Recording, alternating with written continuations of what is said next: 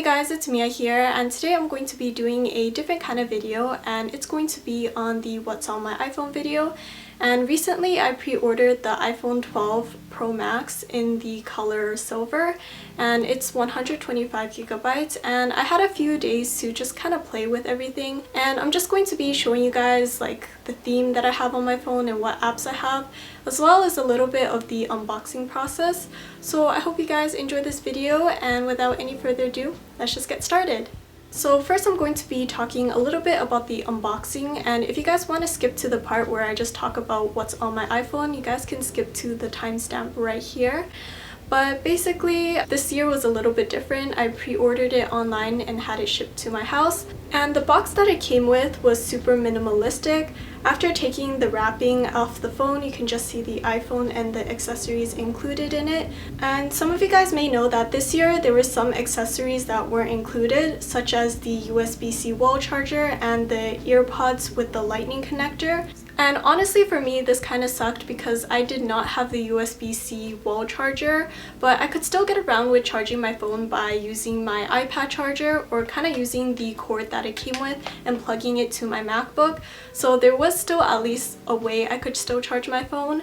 Now, after peeling the sticker, I just kind of went through a bit of the setup, and here is the phone I had before. As you can see, it's a little bit scuffed, but what I had was the Samsung S9 Plus in purple.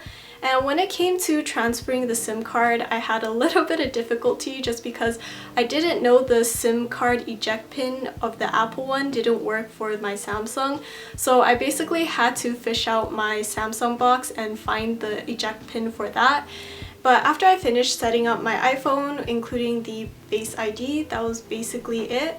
And I went to actually get a screen protector done on my phone. I just got a glass screen protector, and I also ordered a case on Amazon which came a day later, which I also put, and it's basically just a clear case.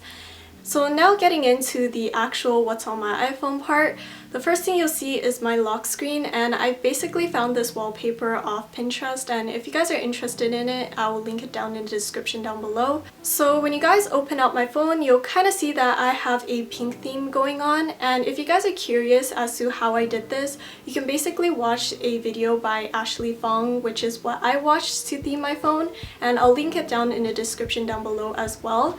So at the top, I basically have a calendar widget, and I used Widgetsmith for this, and it's basically a pink calendar, and it's in the font New York, I believe, in case you guys were interested. And then at the bottom, I just kind of have some of the basic apps, so it's like weather, camera, photos, clock, maps, calendar, reminders, notes, contacts, calculator, Gmail, and settings. I won't go too much into detail about these just because you guys probably already know a lot about them.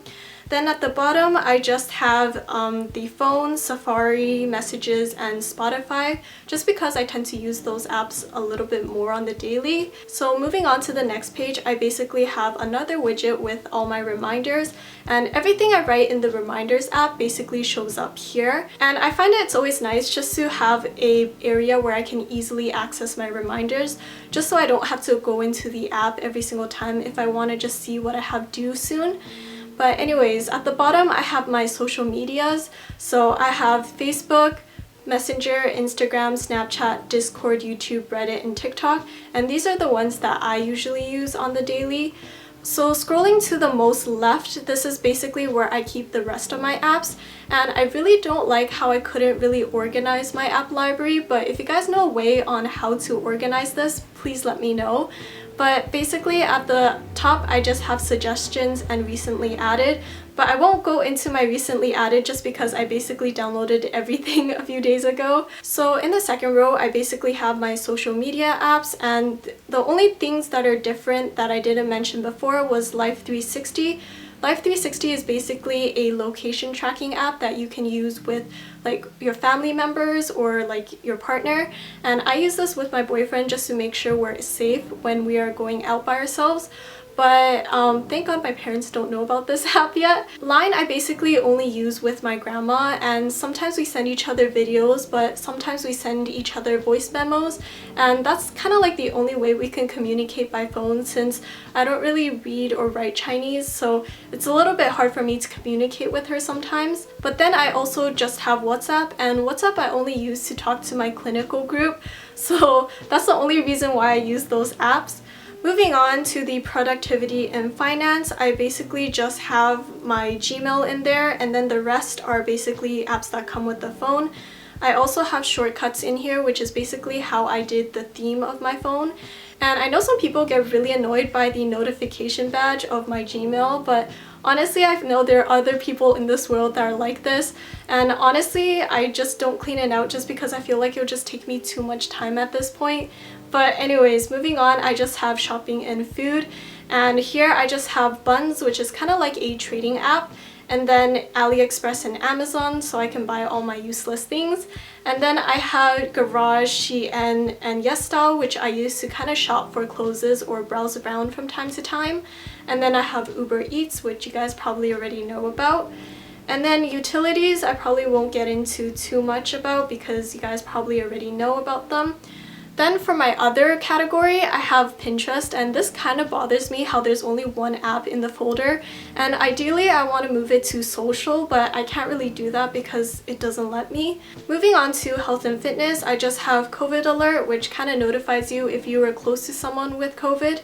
And then I have Flow, which is basically like a period tracker, and I actually highly recommend this just because I really like the interface of this. But anyways, I won't go into that detail. And basically then I have Health and Plant Nanny. So Plant Nanny is a really old app, and I used to use this a lot when I was in high school, but it's basically a reminder to drink water. So you basically have a little plant here, and every time you drink water, you can water your plant by logging it here.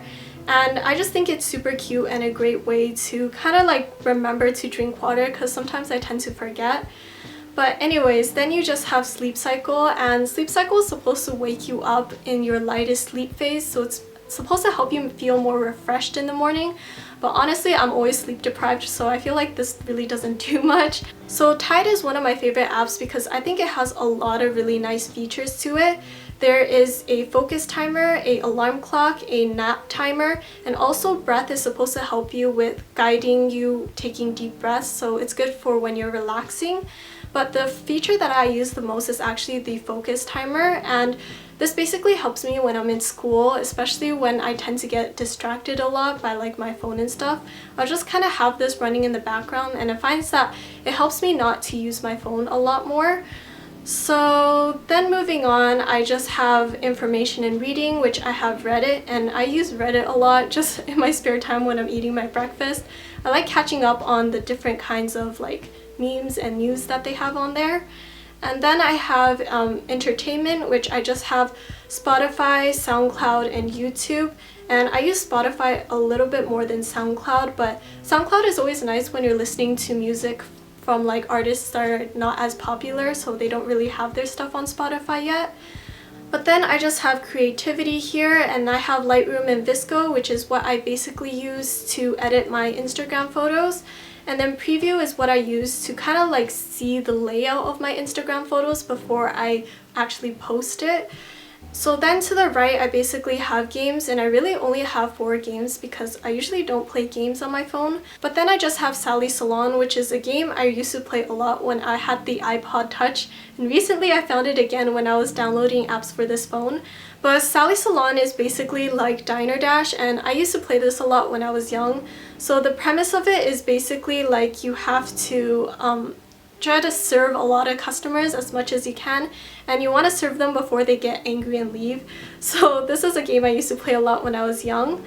But then moving on, I just have Milk Choco. So Milk Choco is basically a game I used to play a lot with my friends when we were studying at the cafe and we just kind of wanted a break. But then moving on, I basically have Among Us, which you guys probably already know about. It's a super nice game to play during quarantine because you can play it with your friends. And then I just have PUBG, and PUBG is kind of like the only game I played when I was living on campus just because I didn't have my PC set up with me. But I used to play this a lot with my roommates, sometimes when we just wanted to relax from school. So yeah, that's basically all the games that I have. And then at the bottom I just have travel, which again, it kind of bothers me that there's only like one app in this category, but hopefully as I download more apps in the future, I'll continue to fill up these folders more. So then I just want to quickly go over the most left side, which is just all my widgets, and you guys can see here I just have calendar and the weather, my battery, my Spotify widget, and also my reminders. And this page I just feel like I won't use as much just because I already have most of my most used widgets on my front pages of my phone. So yeah, that's basically it for the what's on my iPhone. So that's about it for this video. I hope you guys enjoyed it, and I can feel that my voice is already starting to strain now from talking so much in this video. But I hope you guys enjoyed it, and don't forget to leave a like and subscribe if you haven't already, and I'll talk to you guys next time. Bye guys!